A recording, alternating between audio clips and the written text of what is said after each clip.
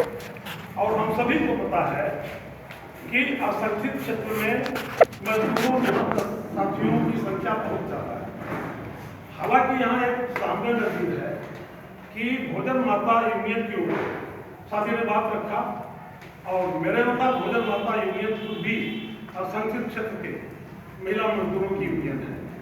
तब भी असंगठित क्षेत्र की बात नहीं है। ठेका मजदूरों की बात आई है, साथी अध्यक्ष ने बात किया है, और वो एक महत्वपूर्ण बात है कि हमें जो है औद्योगिक क्षेत्रों में काम के दौरान अस्थायी परमानेंट मजदूरों के साथ साथ ठेका मजदूरों को भी संगठन से जोड़ने की पूरी कोशिश करनी है, शिद्दत के साथ कोशिश करनी है। लेकिन साथ ही साथ जो है मैं फिर अपनी बात दोहराऊंगा कि असंगठित क्षेत्र में मजदूरों की संख्या बहुत ज़्यादा है, और असंगठित क्षेत्र केवल ग्रामीण इलाकों तक सीमित नहीं है, शहरी क्षेत्रों में भी असंगठित मजदूर बड़ी संख्या में है, और उन्हें हम जोड़े बिना वर्गीय एकता की कल्पना भी नहीं कर सकते, वर्गीय एकता को मजबूत करने की, वर्ग संघर्ष को आगे बढ़ाने की कल्पना भी नहीं कर सकते। ये बात साफ है। दूसरी बात यह है कि विचारधारात्मक दृष्टि से भी हमें वर्गीय एकता की बात कर लेनी है। हम वर्गीय एकता की बात कर रहे हैं, सवाल इस बात का है कि अगर साथियों ने चिन्हित किया है कि वर्गीय एकता के सामने क्या क्या चुनौतियां हैं, उनमें जो है जाति का नाम लेकर के, मजहब का नाम लेकर के, धर्म का नाम लेकर के पूंजीपति वर्ग है, कारखानों के मालिक मजदूरों को जो है तोड़ने की कोशिश करते हैं, और वो किसी न किसी हद तक कामयाब रहते हैं मजदूर एकता को तोड़ने के मामले में। लेकिन एक बात बहुत साफ है कि जब कभी हम किसी फैक्ट्री के स्तर पर वर्गीय एकता किसी हद तक कायम करके और आंशिक रूप से लड़ाई जीत जाते हैं या मुकम्मल जीत जाते हैं आर्थिक दृष्टि से, तो भी क्या वह लड़ाई आगे हमें वर्ग संघर्ष को मजबूत करने की दृष्टि से, वर्ग संघर्ष को आगे बढ़ाने की दृष्टि से बहुत कुछ दे पाती है? यह एक सवाल है। बहुत स्पष्ट बात है कि अगर आर्थिक मांगों तक कोई मजदूर संघर्ष सीमित है, तो उस वर्गीय एकता से हमें उम्मीद न करें कि उसकी जिंदगी बड़ी लंबी होगी। वह वर्गीय एकता इतनी मजबूत नहीं हो सकती कि उसे मालिक तोड़ न दे, पूंजीपति वर्ग और उसके लघु भग्गू, उसके जो है लघुआ भग्गुआ और मुखबिर तोड़ न दे, उसे उसके दलाल तोड़ न दे। विचारधारात्मक आधार पर कायम की गई वर्गीय एकता को फैक्ट्री मालिक तो छोड़िए, मालिकों का समूह यानी पूंजीपति वर्ग भी बहुत कोशिश करके तोड़ने की कोशिश करेगा, सब जाकर के किसी हद तक कामयाबी हासिल करेगा। यह बात अलग है कि हम लोगों की जो सांगठनिक ताकत है उसकी सीमा हम जानते हैं,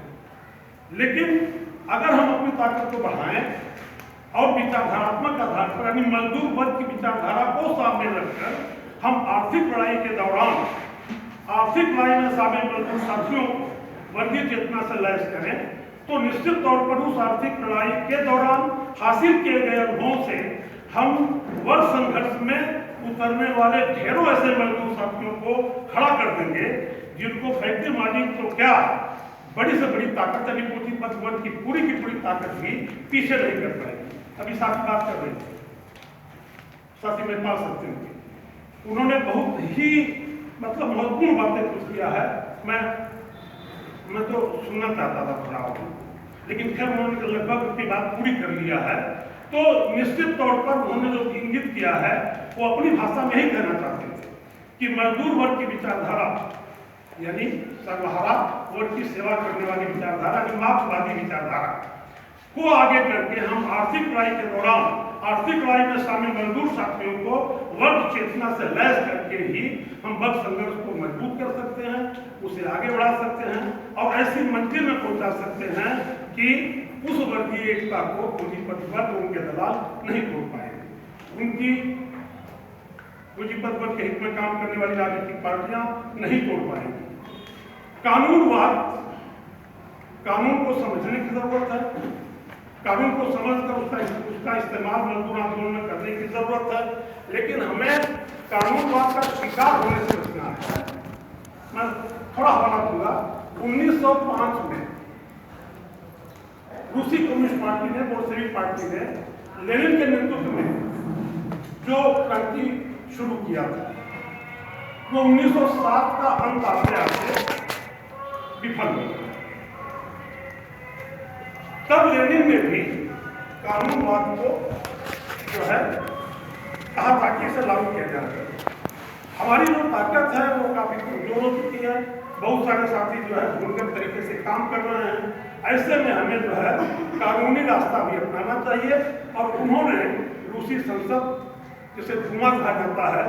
उसके इलेक्शन में भाग लेने के लिए बोल्शेविकों को, रूसी कम्युनिस्ट पार्टी को उन्होंने अनुमति दिया कि आप लड़ो। इस समय जो है कानूनी दांव पेच की जरूरत है, क्योंकि हम संघर्ष के मैदान में, वर्ग संघर्ष के मैदान में, हथियारबंद संघर्ष के मैदान में हम इतनी ताकत इस समय नहीं रख रहे हैं। इसलिए हमें कानूनी दांव पेच की जरूरत है। इस समय हमें कानून का उपयोग करना है, जो भी कानून उस समय जारसाई ने बना रखा था मजदूर वर्ग के लिए। एक बात बहुत स्पष्ट है तब कि अगर वर्ग संघर्ष कमजोर स्थिति में हो तो निश्चित तौर पर कानूनी दांव पेच का उपयोग किया जाना चाहिए। हम लोग करते हैं। इसी पूरक की बात करें तो अगर हम कानूनी दांव पेच को नंबर 1 पर रखते हैं और उसे जरूरत से ज्यादा महत्व देते हैं तो इसका मतलब है कि कहीं न कहीं वर्ग संघर्ष कमजोर आ रही है। यह स्पष्ट है। या आगे वाली बात मैं करना चाहता हूँ, साथी अन्यथा न लें, या तो फिर हमें वर्ग संघर्ष को मजबूती के साथ आगे बढ़ाने का जो हमें मादा होना चाहिए, कहीं न कहीं इस इरादे में थोड़ी कमजोरी है। इसलिए हम कानून को नंबर 1 पर रख रहे हैं। अगर हमें वर्ग संघर्ष को हर हालत में मजबूत बनाना है और वर्ग संघर्ष पर मजबूती से खड़ा होकर के लगातार उसे जो है सही दिशा में आगे ले जाना है, तो हम निश्चित तौर पर कानूनवाद को नंबर 2 पर रखेंगे, वर्ग संघर्ष को नंबर 1 पर रखेंगे। बहुत बारीक बात है, हम सभी जानते हैं कि इस साथ चर्चा भी किया था कि कैसे भारतीय कम्युनिस्ट पार्टी जो विभाजित नहीं थी, उसने जब संसदीय और गैर संसदीय जिन 2 शब्दों का प्रयोग उसने किया अपने राजनीतिक दस्तावेज में, और अंत में क्या हुआ, समय बीतने के साथ साथ आने वाले समय में क्या हुआ, संसदीय रास्ता भारतीय कम्युनिस्ट पार्टी के, अविभाजित भारतीय कम्युनिस्ट पार्टी के लिए नंबर 1 पर हो गया, और गैर संसदीय रास्ता यानी हथियारबंद संघर्ष, वर्ग संघर्ष का जो उच्चतम रूप है वो नंबर 2 पर हो गया। तो बहुत स्पष्ट बात है कि अगर कानूनवाद को हम नंबर 1 पर रखते हैं तो वर्ग संघर्ष या तो कमजोर है, या तो हम वर्ग संघर्ष को बहुत मजबूती के साथ आगे बढ़ाने का मात्रा कहीं न कहीं जितना रखना चाहिए उतना कतई नहीं रखते। तमाम साथियों द्वारा जो बातें आई हैं उनमें एक बात बहुत स्पष्ट है, और मुझे लगता है कि शायद अपवाद भी नहीं है, सारे साथियों ने अपनी बातों के दौरान जो इरादा जाहिर किया है बहुत स्पष्ट दिखाई दे रहा है कि हम सभी साथी अगर अपनी जो बात रखे साथी उसका परिप्रेक्ष्य उसका हवाला देकर मैं कहना चाहता हूँ कि अगर सभी साथी अपने जैसे 3, 4, 5 लोगों को खड़ा कर लें, जितने साथी यहाँ बात रखने आए हैं, सभी साथी अगर मात्र 3, 4, 5 लोगों को खड़ा कर लें, मात्र मतलब वो आसान काम तो नहीं हम सभी करते, तो मुझे लगता है कि हम लोग को गुणात्मक छलांग लगाते हैं, निश्चित तौर पर छलांग लगाते हैं।